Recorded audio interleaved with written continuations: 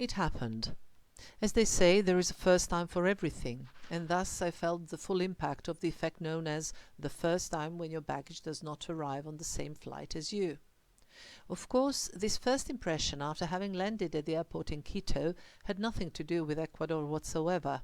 The fault, so to speak, was with the staff at the previous airport, but it was so strong that whenever I think about the beginning of my stay in this South American country, I can never shake it off.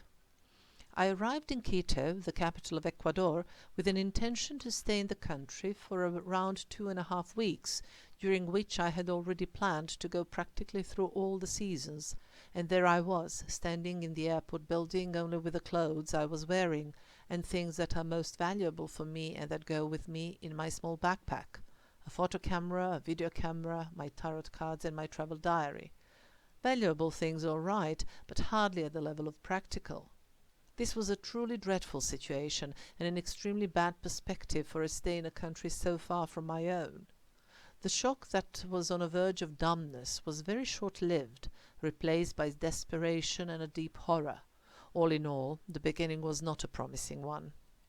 After I had filled out the papers and was told to come the next day, I got into a taxi, came to the hotel, lamented about my sad destiny to the girl at the reception, who was not particularly keen on listening to that, and went on to my room to sleep.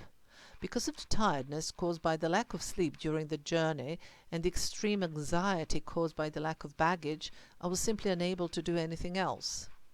When I woke up, the feeling of being tired had decreased, but the despair had continued to be present.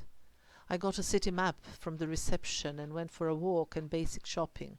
It was Sunday, so I was additionally worried where I would find bare necessities in an unknown place, but as it turned out, there was no need to worry, as there were numerous private shops open, so I got basic hygiene stuff and moved on. After the comfortable bed, this was the second encouraging thing in Quito. A toothbrush, toothpaste and a deodorant can be bought at any time of a day, even if it's Sunday.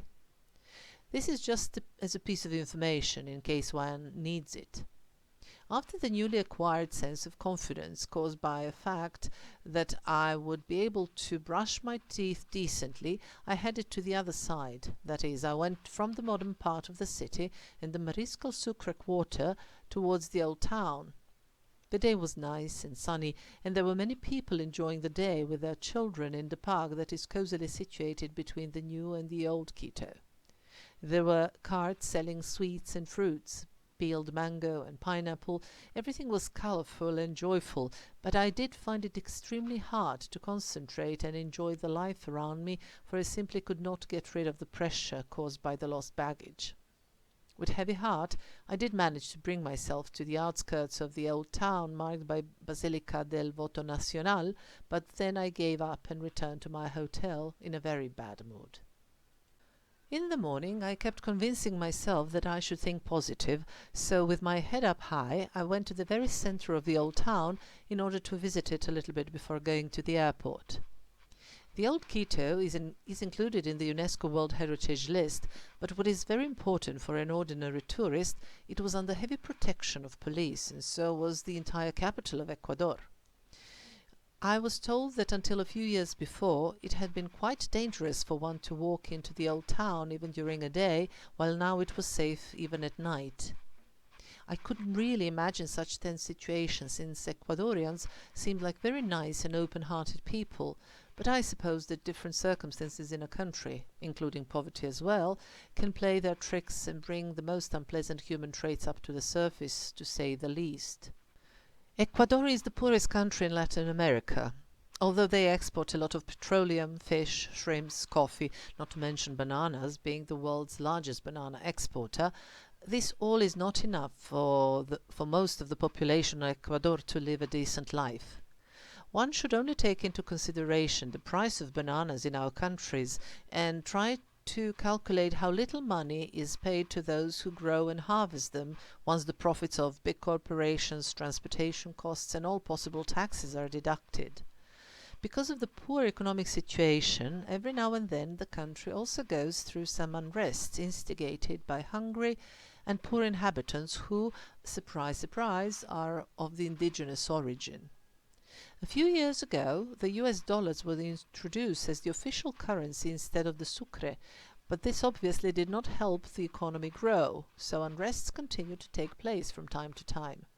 For me, as a foreigner, it was unusual indeed to see seriously armed policemen leisurely walking while leading official Rottweilers.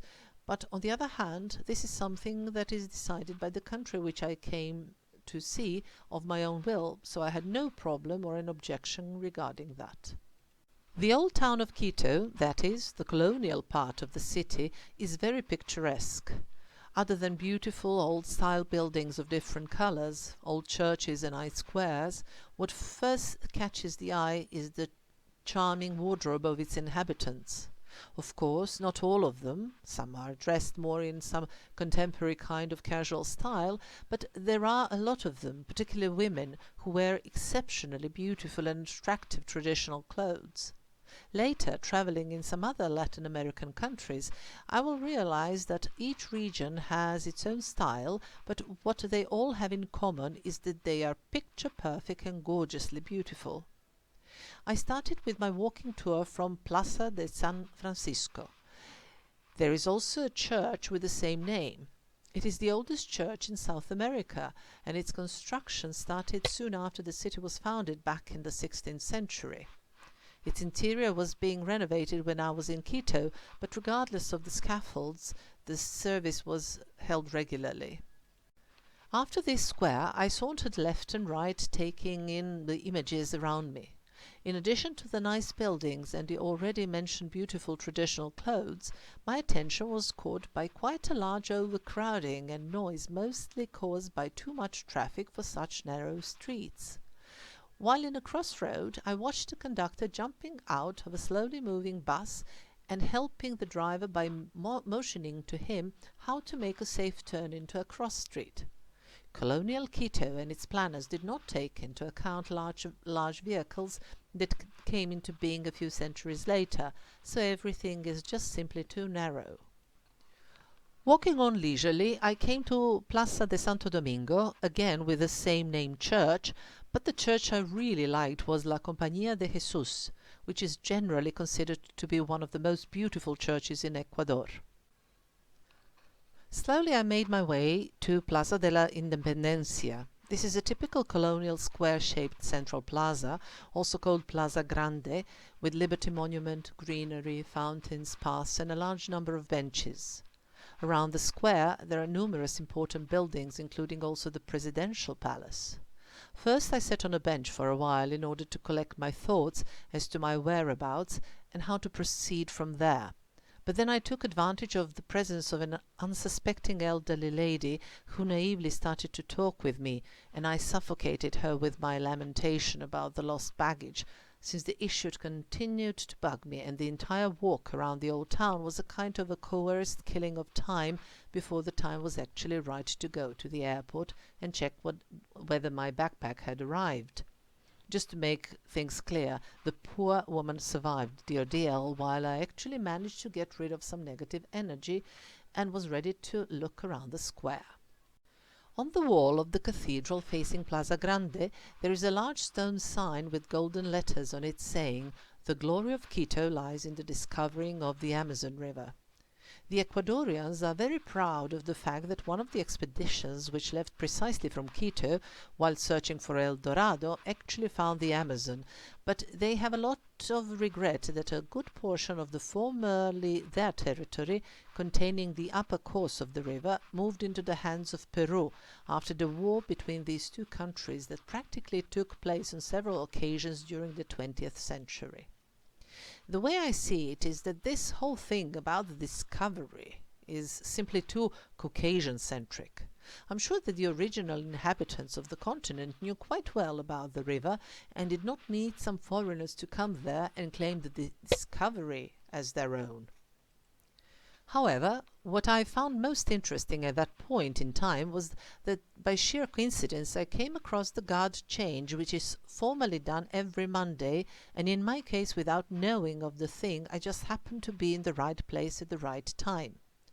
Regardless of the traffic that passed along the streets of the old town, including the narrow street preparing the presidential palace and the square, the guard change took place slowly with a grand production, brass band, marching, and soldiers in historic uniforms. Some people like me stood there and watched the whole thing, while others simply went on about their business, not paying even the slightest attention to the performance, which spread from the balcony of the presidential palace to the entire Independence Square. In order to better follow the choreography, I went up to the cathedral stairs and had a lovely view of the whole place. It needs to be said that Quito is situated at the altitude of 2,850 meters above sea level, but taking into account that it is in the tropics, its climate is reminiscent of eternal spring. Weather seems to be difficult to forecast everywhere in the world, but in Quito this appears to be quite specific. Whenever I would ask people if they knew what the weather would be like that day or the day after, they would just laugh it off. Namely, none of the residents of Quito with whom I spoke believed that this was possible to predict in their city, and simply said that one never knew. The weather can change completely within a quarter of an hour. I bore witness to that already on that first day when I walked around the old town. When I got to the presidential palace, it was completely overcast, with dark, low, and dense clouds with heavy rain written all over them. As I was positioning myself on the stairs of the cathedral in order to have a better view, and as I was getting my cameras ready, the sky suddenly cleared up, the sun shone through, and before the guard had changed, there was not a smallest cloud in the sky. I had a completely opposite situation later when I went for a tour to Cotopaxi. The problem with weather occurs because the air currents, full of humidity from the ocean in the west, and the warm, also humid air currents from the Amazon basin in the east, climb uphill from the opposite sides of the Andes, and then they bump into each other right above the middle valley. Generally speaking, continental Ecuador is divided into three parallel segments: the coastal region in the west, two parallel chains of the Andes that here mostly consist of volcanoes with fertile highland valleys between them, and the rainforest section in the east. Once the guard change was over, I got into the taxi and went to the airport where, to my huge joy, I could take over my backpack that had arrived in the meantime. What a pleasure, happiness, and a huge relief that was! With new vigor, I went back to the newer part of the city, where I started looking for a suitable Galapagos tour. Before going on the trip, I was lucky enough to interpret for some Americans working in tourism. I mentioned to them that I planned to go to Ecuador, with the main goal being the Galapagos. They advised me not to book any tour in Europe or the USA, but rather to buy it in Quito or in Guayaquil, since it can be significantly less expensive. As a matter of fact, the entire trip started from talking about the Galapagos with my New York friend and how we would love to visit the place. Then we agreed to go all together, he, his girlfriend, her sister, and I. In the meantime, I realized I had more free time than any of them, and I decided to go before them and stay a little longer, so that I could go round continental Ecuador. And this is what happened. During my stay in Ecuador, not counting the Galapagos archipelago, which is located around 1,000 kilometers west of the continent, I concentrated on visiting the central, mountainous section. The next day I flew to Cuenca, a city that is located in the south of the country and whose old town is also in the UNESCO World Heritage List. The airport is close to the center, which the airplane flew over as we descended, so one could enjoy a very pretty view. After landing, the airline gave us all a rose each, and it seemed quite nice for them to do so. Later I realized that it was a symbolic gesture, the aim of which was to emphasize that very pretty and good quality roses are grown for export in South Ecuador. Cuenca is considered to be the most beautiful town in Ecuador, and it is also one of the oldest in the country. My first impressions on the way from the airport to the hotel were not particularly great, but when I went for a walk around the center, I completely changed up my mind. My hotel was just a few minutes away from the main square in the old town called Parque Calderón. When I got there, I was left breathless with the beauty of the place. I continued to walk around, and everything else I saw just kept expanding my delight with Cuenca. The streets in the old town are at a right angle, making orientation a piece of cake, and since the whole setting is not too big, I soon started to feel as if I had known everything around me. There is a large number of old churches, and the streets are paved with stones, leaving no doubt that you are in a historical place. The buildings have lovely facades, and although one may see occasionally that some of them lack maintenance, that certainly does not take anything away from their beauty. The main square hosts a new cathedral which started to be built in the second half of the 19th century, since the old one had become too small. What is particularly attractive about it are the three stunning domes covered in blue tiles that rise above the central nave. The two front towers were left shortened and without domes, since it was realized during the construction that there had been a miscalculation and that the foundations would not bear the weight of additional building material. As I entered the cathedral, I was taken aback a little, since I passed a woman leaving the cathedral while leading a small dog on a leash. It seemed completely odd to me, for I find it hard to imagine that anyone would allow a dog in a church in my country. Not far from Calderon Park, there is a Plaza de las Flores. There, on a small plateau in front of the church, El Carmen de la Asunción, local women sell flowers, which, together with the mostly traditional clothes of these women, created a very colorful picture. Walking around Cuenca, I particularly noticed women carrying small children using a wide shawl. Children are laid down on a shawl, one end of which goes under an arm, while the other one goes over the other shoulder, and then the shawl is tightly fastened in the front. This isn't anything specific to Cuenca. Later I would see the same thing in many other parts of Latin America, but it was here that I first became aware of it. And it is not used only for small babies. Even toddlers of perhaps 3 or 4 are packed up like that. Some have their head showing, while others have even their head under the shawl. Still, although I would very much doubt my personal skills of packing and carrying a baby like that, it was completely clear that these were some very skillful mums, and that the safety of their offspring was never compromised.